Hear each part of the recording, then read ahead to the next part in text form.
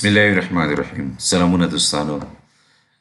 زما د نن لیکچر موضوع چې دا هغه موډیول 5 ده. د دې موضوع چې دا سورټینګ اینڈ فلټرینګ ډیټا ده. یعنی ډیټا موږ څنګه کولی شو چې یو ترتیب ورکو، هغه فلټر کو یا له مختلف فلټرونو څخه تیر کو. دغه موډیول کې چې دا تقریبا 4 لیسنز موجود دي. چې لومړی لیسن دا سورټینګ ډیټا، ډیټا ته موږ څه ډول ترتیب ورکولی شو. په دوهم لیسن کې به ستاسو زه هم زده کړئ چې ډیټا د پریډیکیټ په مرسته موږ څنګه فلټر کولی شو، او دا به هم زده کړئ چې د ټاپ او د آفسیټ پیچ په مرسته موږ څنګه کولی شو چې ډیټا فلټر کړو. او څلورم لیسنز چې دا هغې کې به ستاسو دا زده کړئ چې unknown یعنی missing value چې کومه ده هغې سره موږ څنګه کار کولی شو، یعنی موږ څنګه کولی شو چې نل اداره کړو.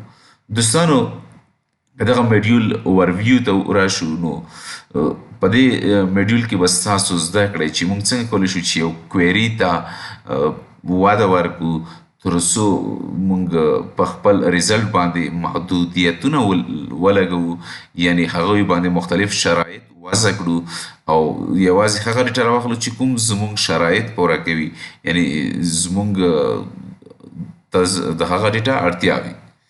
او دا به هم زده کوي چې اکثر کله چې موږ غواړو چې ډیټا باندې شرایط وضع کړو، په ویر کلاس کې د پریډیکیټ په مرسته موږ دغه شرایط وضع کوو. خو د دې نه علاوه موږ کولی شو چې د سلیکټ کلاس کې د ټاپ په مرسته موږ هم ډیټا کمه کړو او هلته شرایط وضع کړو، او هغې سره سره د اورډر بای کلاس کې د آفسیټ اینډ پیچ په مرسته موږ هم کولی شو چې په ډیټا باندې شرایط ولګوو او هلته مختلف کنډیشنونه موږ پې اپلای کړو.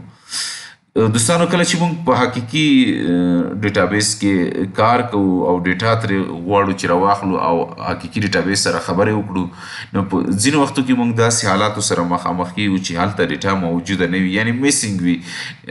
نو میسینګ نه مطلب دا ده چې هلته ډیټا نل وي. او نو دا حالات کې موږ بیا موږ څنګه کولی شو چې دغه نل موږ په صحیح توګه اداره کړو. نو په دغه موډیول کې به ستاسو د نل په هکله هم زده کړئ چې موږ څنګه کولی شو نل اداره کړو، هغه موږ د خپلې ګټې په توګه یې وکاروو. دوستانو دا و زموږ د نن ورځې لیکچر موضوع. تر بل لیکچر پورې په لوی چې خن سپارم. الله مو مل شه.